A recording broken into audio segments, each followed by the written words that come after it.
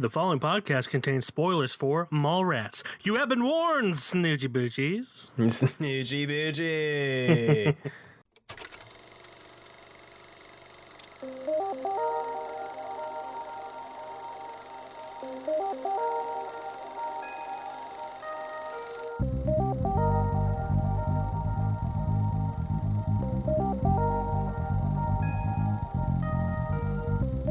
What's up, everybody, and welcome back to another episode of KFR News Radio. This is your host, Glenjamin Button, along with your glorious and most bountiful host, Miguel, Miss Snoochie Boochie Gusto. Oh, God, Jesus.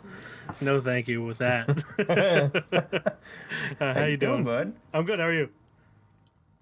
I forgot to drink my water. Now I'm really good. That's good. Got to stay hydrated. Absolutely. But yes, we will be discussing Mallrats in just a minute. But before that, Glenn, what movies have you watched this week? Oh, man. I actually did watch something just now, right before this podcast. And other than that, I watched The Green Knight with you, which we have a whole little video. I guess Letterboxd is down. Nice. Yeah. A whole movie on The Green Knight movie review. That's what I'm trying to say. Jesus. Lost the train of Yes, thought. on our YouTube. Yeah. The other one was... What was it? The River's Edge is what I literally just watched with Keanu Reeves, Crispin Glover. Jesus, let me look it up real quick. Yeah. It was a very, very forgetful movie. In fact, probably should I just say terrible movie. It was pretty bad. Crispin Glover is actually just... I can't stand him in this movie. I can't stand him in a lot of movies, but that's only because his pretension... comes through all of his characters. Like, he's notoriously hard to work with because I was watching Movies That Made Us, that TV show where they go like break down the making of movies and whatnot. Yeah. And apparently on Back to the Future, there's one scene where he had to walk through a door and he was just like, yeah, I don't think my character would do that. Nice. And they were like, well, but you have to. You have to do. And it's stuff that does not work. When you're an actor, you got to work as a team. Yeah. And he does not do that, which is shitty.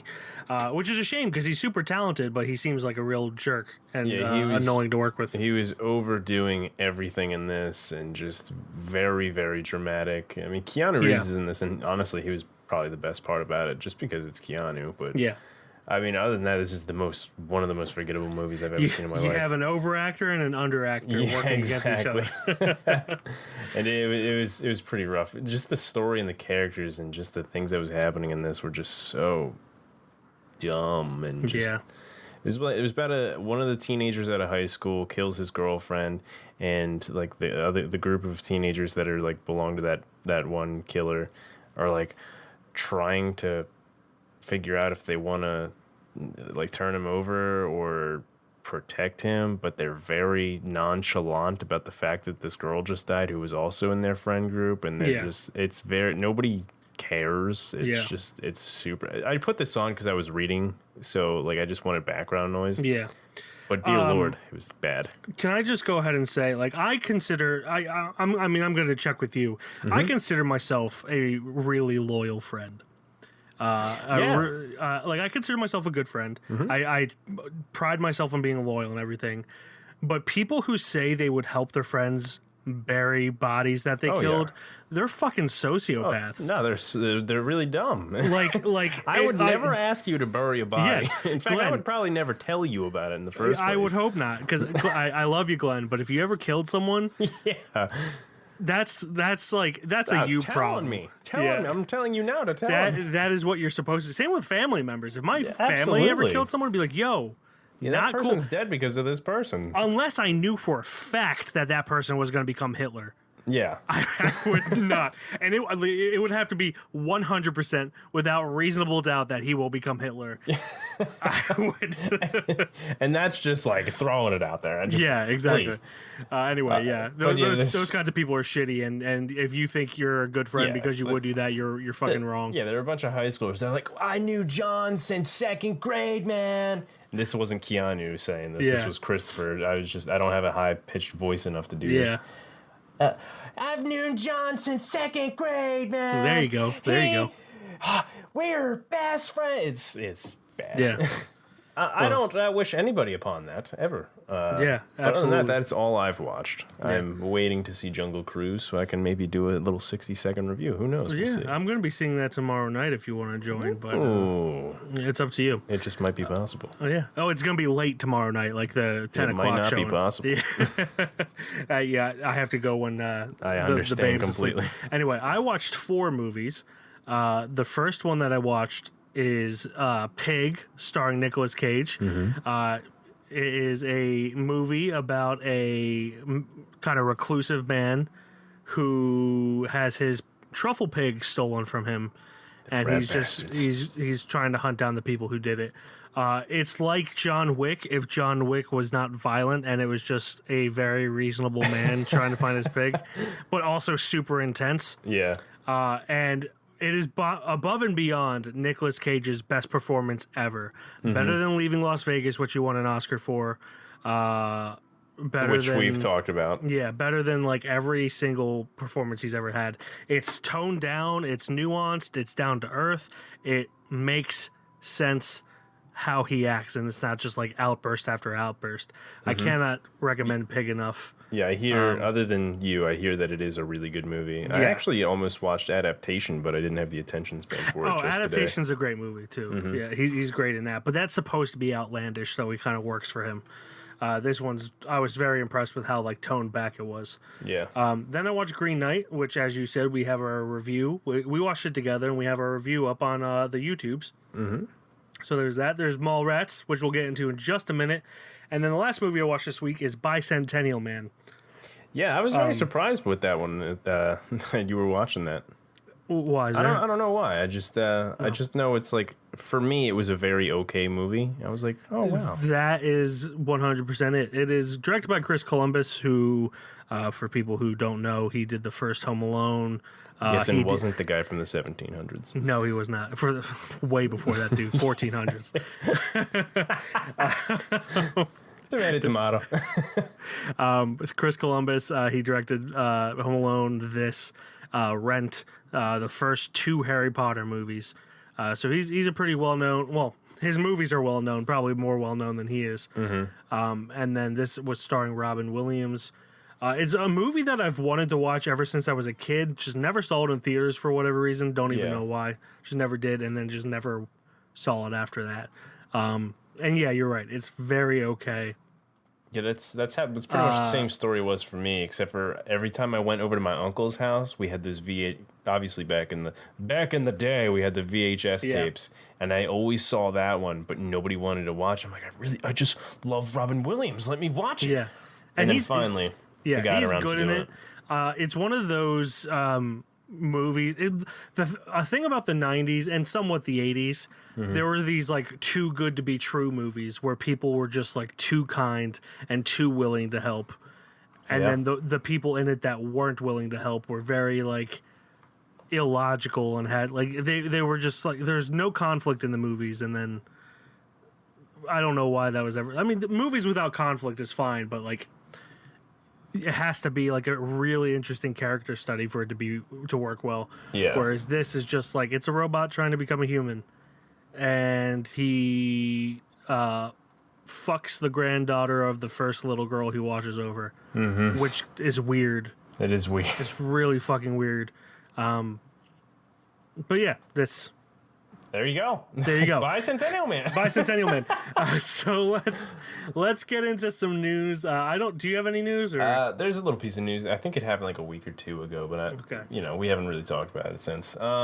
Scarlett Johansson is suing Disney. Oh yeah, that was gonna be my news too. Yes, and because of that, obviously, because of COVID, says Disney, they put obviously Black Widow on Disney Plus, pretty much day one, and in Scarlett's contract, she was supposed to be getting box office money, and of course, Disney Plus ruined a little bit of that by I think, I don't know, was it Black Widow that made $30 million and $30 million both on both platforms, theaters and Disney Plus? I thought it was 60 million alone on Disney Plus. I probably saw just a brand new thing. Yeah, so or it might have been Jungle Cruise so far. I think Black Widow got 60 million in or Disney Plus alone. And with it being released on Disney Plus, that is not box office, and therefore Disney does not have to pay Scarlett Johansson her percentage of the box office that is in her contract. And Disney, being the fucking evil corporation it is, was just like, oh, how dare she do this, yada yada yada. But like, she has every right to do it. Like, absolutely. You released it on streaming. That it goes against her contract for it to go on streaming because she gets a percentage of the box office. And they tried to make it look like she was being like irresponsible and like said she didn't care about the people who died. Something along those lines. It was just like, oh, it's very rude to bring this up during COVID, and it's just them. It's a come on. Yeah, and anyone who buys that is a fucking idiot. The Disney believers do. Well, of course they do, because they're fucking idiots.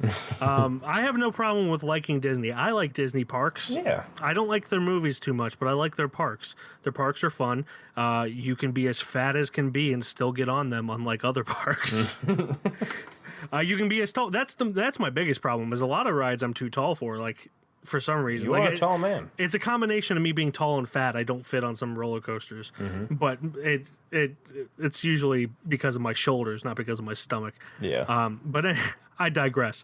So yeah, fuck Disney. Yeah, fuck Disney. Emma Stone is considering doing the same thing, and I'm curious with Jungle Cruise how both Dwayne and Emily are feeling about it too. Yeah, I mean, obviously we can't speak for them, but yeah. I wouldn't be too happy if I were them, if I were supposed to get box office, because Disney legally does not have to share streaming services cash with them because it's not box office. I'm sure they lied and said they're going to, but they're probably not going to. Yeah. And it's most likely going to be settled out of court, whatever's going to happen here. Disney's going to settle to get rid of the news around it, and in that settlement is going to say Scarlett Johansson can't say shit. Yeah. That's exactly what's going to happen. But I hope this makes studios think twice before doing simultaneous without previously. I have no problem with simultaneous release as long as it's previously discussed. Yes. And I mean, even if it was just like the weekend. Just the weekend, I think, in my opinion, would probably be fine. Yeah, but then again, I'm not making the money, so. And also, what do I know? If you're paying for Disney Plus and then going to spend another $30 just to rent the goddamn thing, you're a fucking idiot. So, big time. I'm calling a lot of people idiots right now. That's fine. They need to hear it. They push their buttons. Wait 3 months for it to be free. That's all you have to do. And it's Black Widow. It fucking sucks anyway. Anyway, that's all the news I've got today. Yeah, that's the only news I got as well. So let's get into Mallrats. 1, 2, 3, 4. This is Brody's private hell. Where the hell did that come from? What's going on here? And these Brody man, noochie noochies. are his friends. Ow. I'm sorry. It's all right. What's a stink palm? Take your hand, you stick it like this. There, now you shake hands with the guy. You know how long it takes for that smell to come off?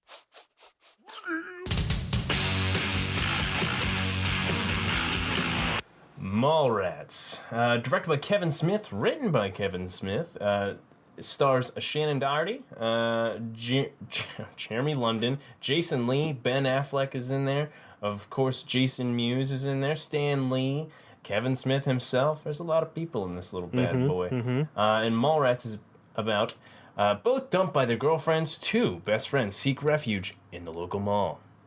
This right here is a little bit of a classic movie, and that is why I brought it up, because me and my aunt were literally just talking about this movie, at least Kevin Smith movies in general, 2 weeks ago. I've never watched this fully. I wanted to. And I will say, this bad boy is a product of his time. That is the understatement of the century. Because, A, there's no Mallrats anymher. At least, I mean, there probably are. Just, they're actually spending money and going there for shopping. Mallrats nowadays are the people that get there at the doors opening, walk like 6 laps, and then leave. They don't buy shit. Those are the Mallrats these days.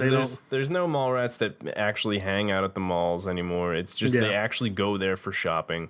instead of just hanging out and just chilling at the mall and stuff like that.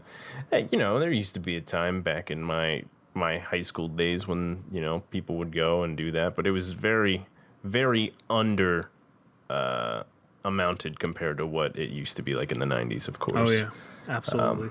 So yeah, Mallrats. Mallrats. So, I want to preface this by saying I don't dislike Kevin Smith, but I'm not a fan of his writing. Yeah. I like Clerks, but just barely. I think Red State is above and beyond his best film, and it's like his best film to the point where I forget it's him. And he has a very loyal following, and that's great, but he's not for me.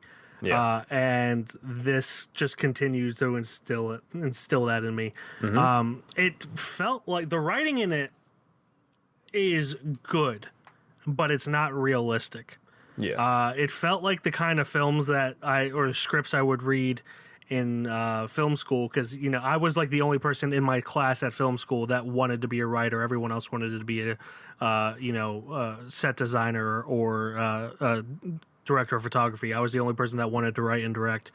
There are other people who wanted to direct, but I was the only one who wanted to write and direct. Yeah. At least strongly, to the point where like that was my thing and people came to me. And I read so many scripts like this where it was just like two white guys just trying to be philosophical while talking about being dumped. And it's so obvious that, you know, they're either trying to imitate Kevin Smith or it was a trope before Kevin Smith. I don't know enough about these kinds of movies to know for sure. But it's painful, you know. It's like you said, it's a product of its time. This also is more of a teenage film. Like most Kevin Smith movies are like teenage films.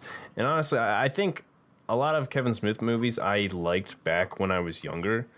If I rewatched most of his movies, besides Chasing Amy, I did watch that recently, mainly because that was kind of ahead of its time a little bit. That's what I hear. I still haven't seen that, but like that's one I'm actually looking forward to watching. It still has eventually. the Kevin Smith tropes. Like I love Kevin Smith just for the fact that he's still doing what he's doing. He's loving doing what he's doing. He's a guy that's living his best life, and I really can't fault him for that. It's literally yesterday, I believe, he just started shooting Clerks 3. Yeah, so, they did a table read not too long ago, but he's not my favorite director. If any of the movies of his that I have seen, I own Clerks, and I would probably own Red State, and that's it out of the ones I've seen. Chasing Amy, I've heard really good things. I expect it to kind of be similar to this, and I expect the dialogue and stuff like that. Yeah. I also haven't seen Dogma, just to throw that out too. I haven't watched Dogma. I know that's another a lot of highly his regarded movies one. I've watched parts of. That's a here. huge thing. Dogma used to play on Comedy Central like after school all the time, and it was when I would get home, it was always like 30 minutes left. So I've seen the ending of Dogma several times. And I am curious with. I know we're talking about Mallrats, but I am curious with a lot of his movies because there are a lot of. And I love everybody out there, but there are a lot of the older generation that are like, oh man, I love this movie. I love that movie. I would like to know when is the last time they watched these movies as well. Yeah. Because they had to be in their teens to 20s, probably the last time they watched these. Yeah. They don't rewatch movies like we do. Yeah, I love Kevin Smith. I really do. Like everything he does. I think this movie is good in its points and stuff like that. But like it wasn't as good as I liked watching the parts 10 years ago or anything like that. Yeah. But that is what it is, you know? Yeah. I mean, if nostalgia is a strong factor. Like, if they're like me with Space Jam, where they're just like, I love that movie, but I know it sucks, 100% okay with that. And even if they aren't that way, it's their prerogative to like it. It's just not my thing. I'm glad that there's an audience for it. I'm glad that Kevin Smith seems like a genuinely good dude. Would love to hang out with the dude, talk to him about whatever he wants to talk about. Yeah, he's great to like. He has this one stand-up special that is, it's not even him telling jokes. It's just him telling stories, and he's just a very charismatic person. So I don't hate the fact that people like this. It's just it is so cringy to me. a lot of it, and it is definitely a product of its time, specifically with the logistics of the ending, if we want to get into that a little bit. So we haven't really talked about the movie yet. we haven't talked about it. So the main things I want to say about the ending is that, you know, it ends with them showing a tape of Ben Affleck's character having sex with a 15-year-old girl, and the police arrest him at that point, which 100%, yes, arrest him. But Jay and Silent Bob had possession of child porn, and Jason Lee displayed it for a public audience. Public audience, absolutely. And it was being taped. They should be arrested as well. Yeah. And I know, like, that's not... But they're the good guys, man. They're the good guys. That was not their intention, but it was just like one of those things where, like, 5 minutes after it ended, I'm just like, what the fuck just happened? For sure, another thing where it's a product of his time. Like, you... Yeah. Yeah, that was rough. Yeah. I think the biggest fault with most of Kevin Smith's movies, and this is where I'm getting into this part, is a lot of the dialogue where, like, and it's usually Jason Lee's character who does it. I love Jason Lee. I wish he was in more stuff. Same. Is where he has these characters go on these long philosophical rants, and it's usually not just one, but there's one who does it a lot, and it's this, in this case in point, it's Brody, Jason Lee. He's arguably the primary character. And you know, it's like Kevin Smith. You know, he's definitely like, this is him. But I mean, I've listened to his podcast. He never actually goes on rants like this or anything like that. But you know, he has this character in every single movie. Yeah. Well, the couple that I've seen. I don't want to say every single one. And for the most part, I would say it's always kind of tiring because everyone in this movie is pretty much an asshole. Yeah. And you know, when these people, they break up and, you know, they're trying to get back together, you don't really root for them necessarily. You don't care. It never makes you care. The only character I'm rooting for in this is Willem, played by Ethan Suplee, trying to find that goddamn sailboat. I want him to find that sailboat. Anyway, continue. I think what was, for me, the two best parts about this were Michael Rooker, which I didn't even see was in this until I was like, that's fucking Michael Rooker. And there's his ass. And then, of course, a nice little cameo, which I know Kevin Smith fucking probably could have died after this happened, was Stan Lee. Oh, he had a nice little thing, and then talking to Jason Lee's character. They pay homage to that, and I believe it's Captain Marvel, where Stan Lee's cameo in Captain Marvel, he's on a bus and he's reading the screenplay for Mallrats. Yeah. Which, you know, that's sweet. I love that him and Stan Lee and Kevin Smith had that friendship. And again, this is the kind, like, I don't hate that this movie exists. Yeah. I did not enjoy it at all. I don't think I could be more clear about that. I think it's, you know, it's a movie that even in the 90s, if it would have made me a little uncomfortable, I don't think I would have been as aware of why it was making me uncomfortable. But I've never been comfortable with, like, as much objectification of women as this has. And this respects women too, but it definitely does it through a male gaze. Yeah.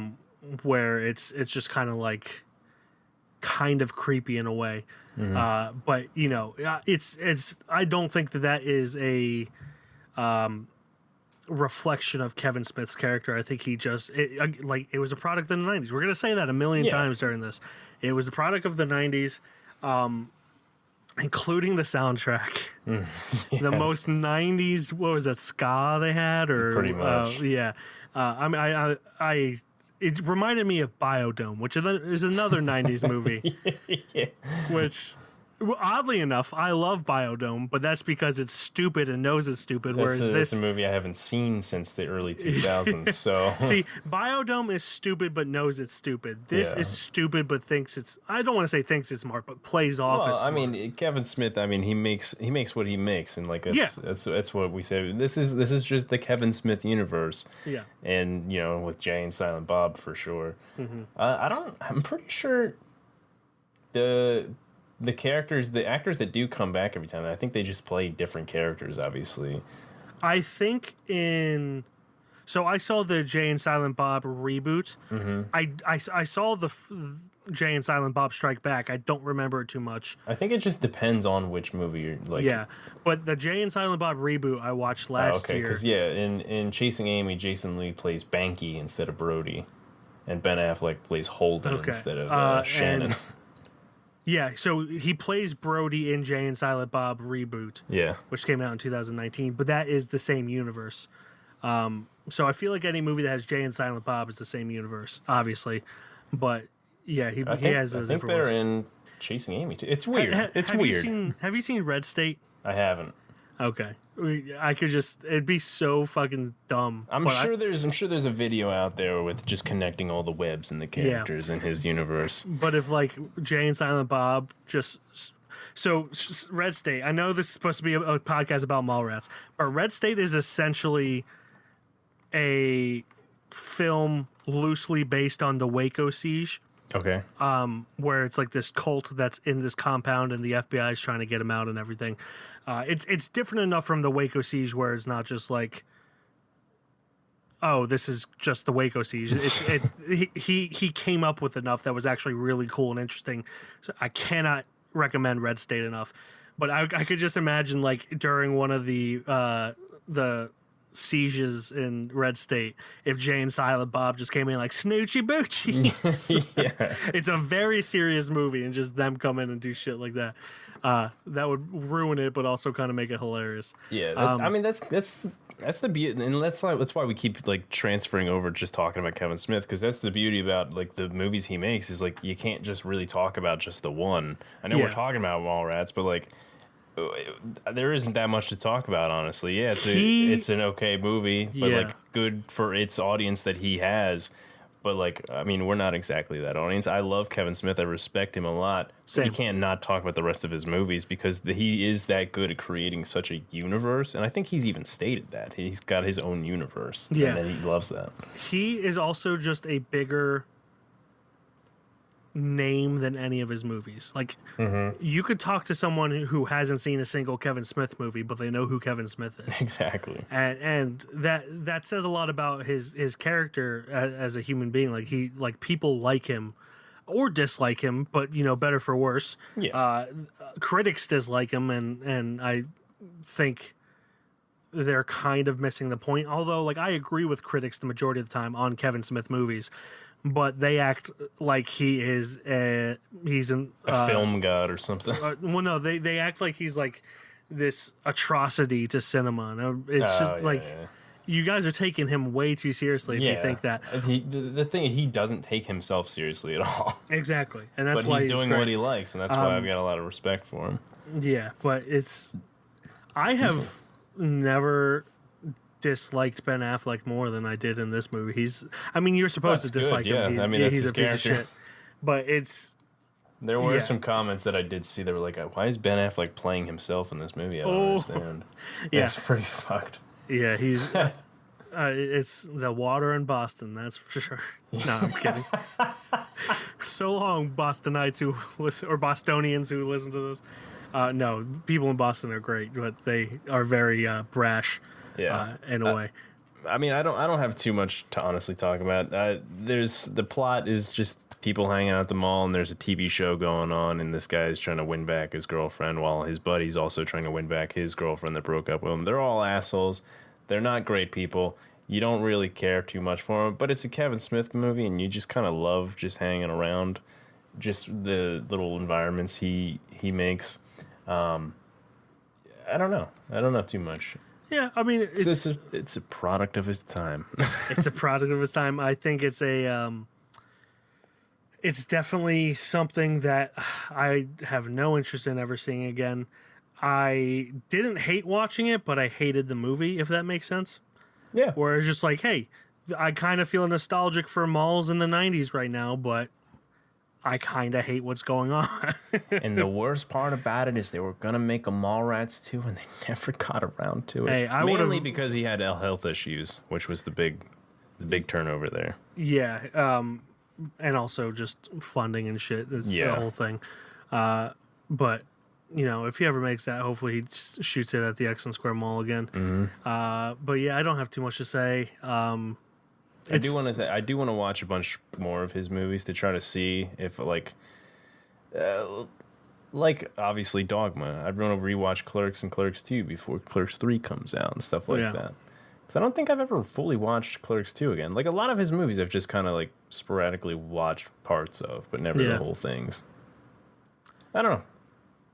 One day we'll see. Oh, do you think so? Obviously, Jay and Silent Bob. I just remembered something, and only because it is my last name as well.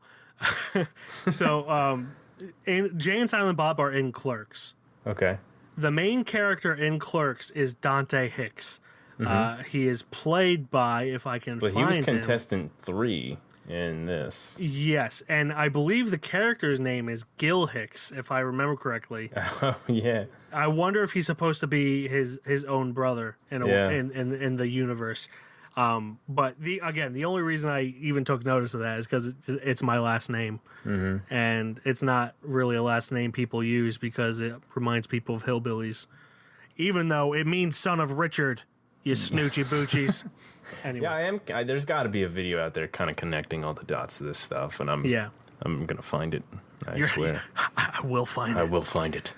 I have a particular set of skills: watching YouTube videos, then finding them with my eyes. Anyway, I got nothing else to say. Yeah, same here. All right, so that brings us to the judgment. Does Mallrats become the shelf boy with the likes of Apostle and Handmaiden? Glenn, this was your pick, so you go first. I think there's a VHS tape somewhere along here. Like it's, I don't think this is a nostalgia thing. This is a literal nostalgia thing, and that's really it, honestly. Yeah. But I mean, if we were put it on the KFR shelf, I don't think so. But I would have it lying around if I ever decided to smoke up the dookies, you know, the devil's lettuce, shall I say? Yeah, I mean, not the KFR shelf, sorry, but it is a nostalgia thing for sure. I personally would just say no, but I understand why people like it. It's just not for me. I cannot be any more indifferent to this movie. Yeah. Like, I will never watch it. If one of my friends is watching it, I will not ask him to turn it off. I will never choose to be around this movie, but if it's around me, so be it. So that's a no. So, Mallrats does not make it on the shelf with the likes of Apostle and Handmaiden. That brings us to our plugs for this week. Glenn, it's your turn to go first again, so do it, bitch. Absolutely. For some reason, I got... See, you took that way too well. Listen, I'm just here to be a ragdoll. Nothing else. For some reason, I got really involved in watching a bunch of... I don't know if you know what Architectural Digest is, but it's basically MTV Cribs, but on Architectural Digest on YouTube. That sounds like my life for the past 3 months trying to find a house. It pretty much is. Yeah, it's pretty much MTV Cribs, but not as like glamorous and stupid. Not as annoying. Well, I guess I've only watched like 2 or 3, but the one that I actually did care about was Inside David Harbour's custom renovated New York loft. Ooh. On Architectural Digest. Oh, so it's actually celebrities. Yeah, so it is celebrities, but it's not like this is where the magic happens. Yo, this is where the magic happens, spins, does a 360. Next thing you know, there's the tiger. Shit like that. At least I don't know. I've only watched David Harbour's and like 2 other people's. But his apartment is very, funnily enough, not what you'd expect it to be exactly. It is a beautiful apartment, but it is like the most Instagram, Pinterest looking apartment you've ever seen. Yeah. It is a sweet apartment, but like it is not what you'd expect David Harbour to be rocking. And it's fun. He's like, yeah, I've got this like bookshelf ladder thing, and I only use the ladder to get my MTV Cribs movie awards for Stranger Things. And it's just like falling apart. He's like, yeah, this is also a piece of shit. That's awesome.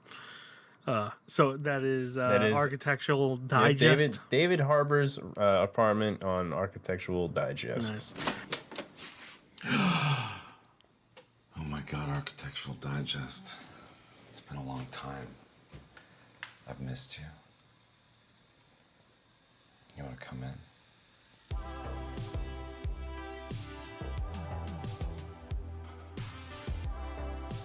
All right, welcome. This is the foyer area in New York City apartments. I assume you've seen New York City apartments. I don't know if you live in Manhattan, but I live in Manhattan.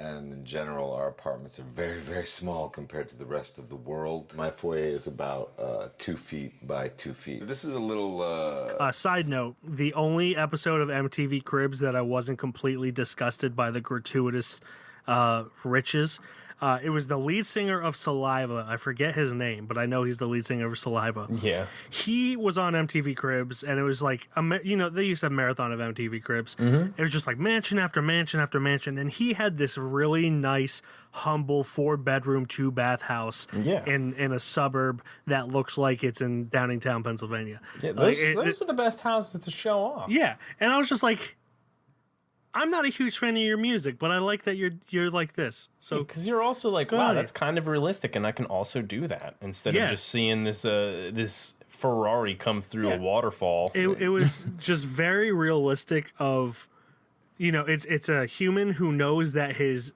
fame is probably limited in time. Mm-hmm. And it was, because he was like, Saliva was only a big band for like 5 or 6 years. In the mid-2000s, Yeah. And I just respected that. I was like, good on you. And when MTV Cribs asked to come see it, you were like, sure, I'm not embarrassed about this.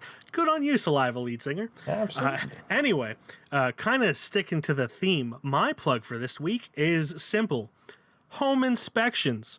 What are we doing over here? You heard correctly. As I said a few minutes ago when Glenn was talking about his, I've been looking for a house for 3 months in 2021. And anyone listening to this in the future, the housing market in 2021 is batshit insane. Mm-hmm.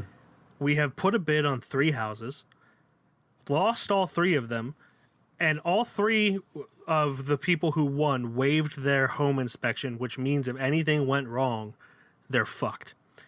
Jesus. And so, yeah, don't waive home inspections.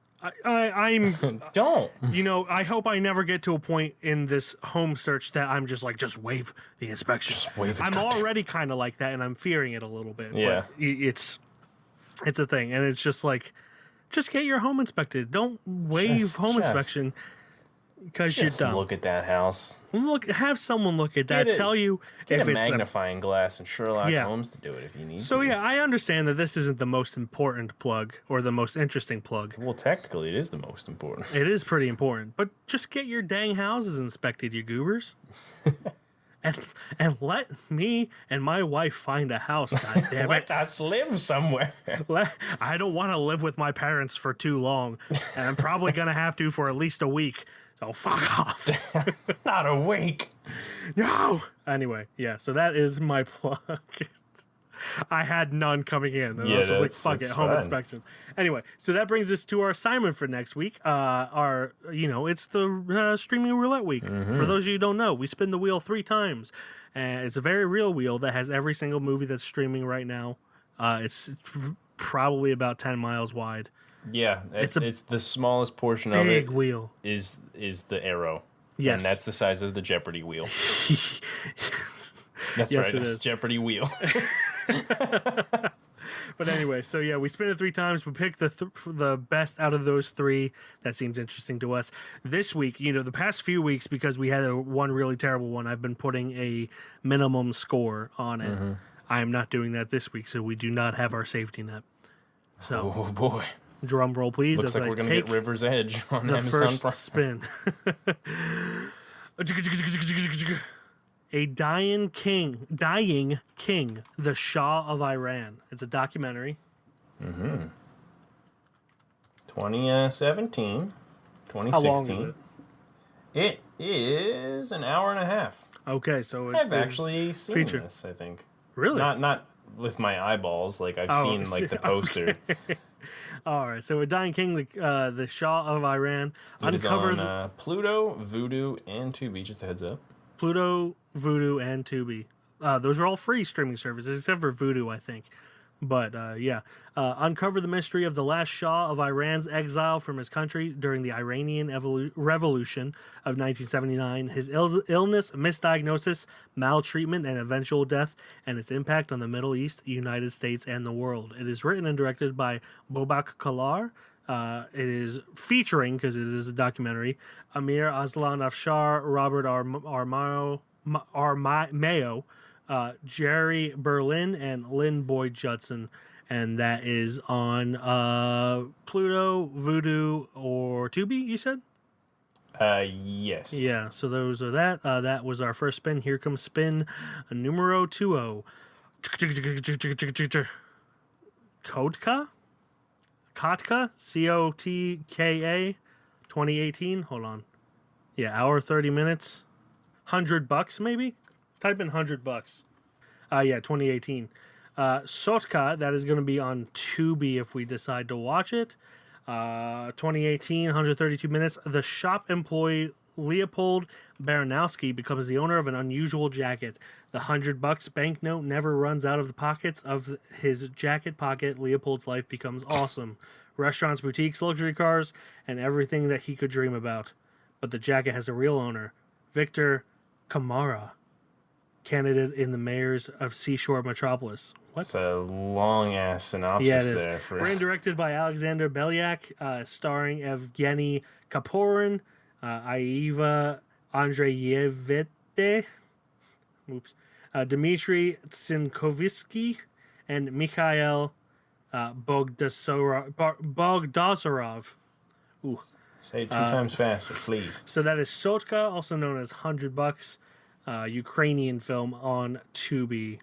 So that's that. Hopefully, I'm feeling real bad again, Glenn. I regret.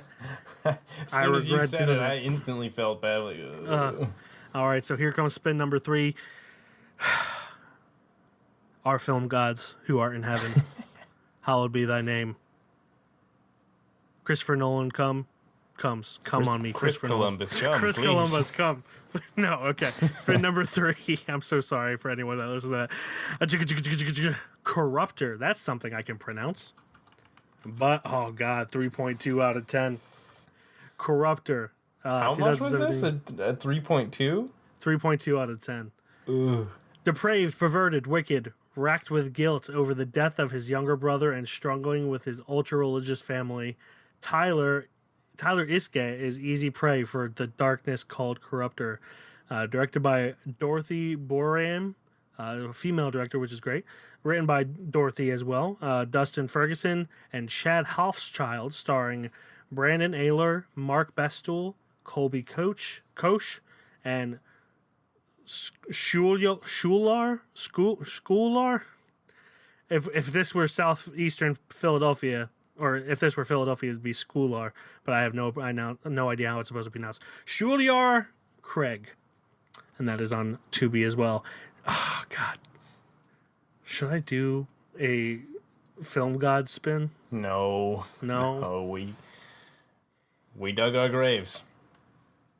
This is why I put a minimum score on. That's why you should from here on out. Honestly, the one I'm leaning towards most is the Dying King, the Shah of Iran. I was too in the beginning. I'm not. Sotka can go away. God damn. Why? Why do you treat us like this?